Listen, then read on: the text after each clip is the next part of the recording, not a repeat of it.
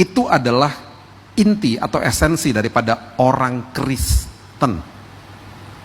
Jadi itu yang kita harus ingetin diri kita. Itu menjadi pertanyaan retorik yang harus kita tanya sama diri kita sendiri. Saya ini orang Kristen bukan sih? Gitu ya. Oke, Lukas 18. Dan ini uniknya di dua pasal ini 18 dan 19 dikasih sebuah perbedaan yang luar biasa. Ya, Lukas 18 kalau kita baca ayat 18 mengatakan begini. Ada seorang pemimpin bertanya kepada Yesus, katanya, "Guru yang baik, ya, apa yang harus aku perbuat untuk memperoleh hidup yang kekal?" Jawab Yesus, "Mengapa kau katakan aku baik? Tak seorang pun yang baik selain daripada Allah saja." Engkau tentu mengetahui segala perintah Allah. Jangan berzina, jangan membunuh, jangan mencuri, jangan mengucapkan saksi dusta, hormatilah ayahmu dan ibumu. Kata orang itu, ini dipancing sama Yesus. Semuanya itu telah kuturuti sejak masa mudaku. Oke? Mendengar itu Yesus berkata, masih tinggal satu lagi yang harus kau lakukan.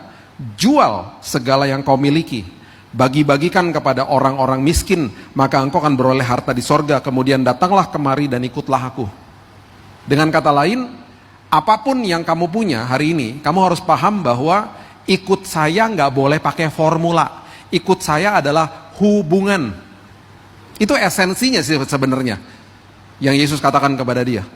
Ketika orang itu mendengar perkataan itu, ia menjadi amat sedih sebab ia sangat kaya.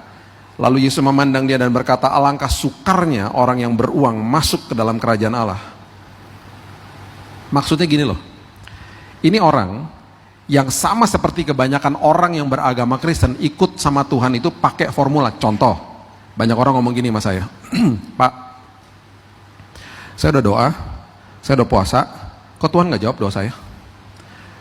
Bagi saya ya, kalau ada orang ngomong begitu sama saya, bagi saya orang ini gak ngerti esensi kekristenan.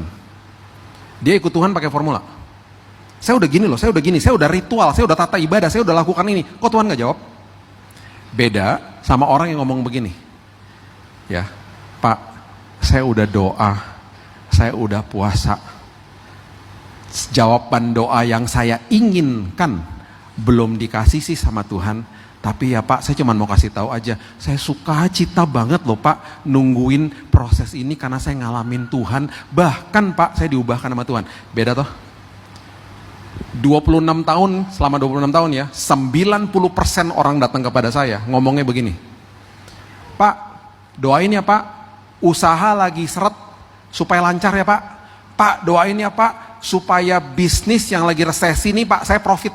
Pak, doain ya Pak, barang lagi tertahan sama bea cukai supaya lancar Pak. Pak, doain ya Pak, semoga anak saya kuliahnya lancar, dapat jodoh Pak ya. 90% ngomong gitu. Minta doa seperti begitu salah? Enggak lah. Enggak salah. Sah-sah aja kok. Tapi hanya 10% yang ngomong gini, Pak, ini lagi susah Pak, seret usaha. Pak, doain saya ya Pak, supaya saya kuat.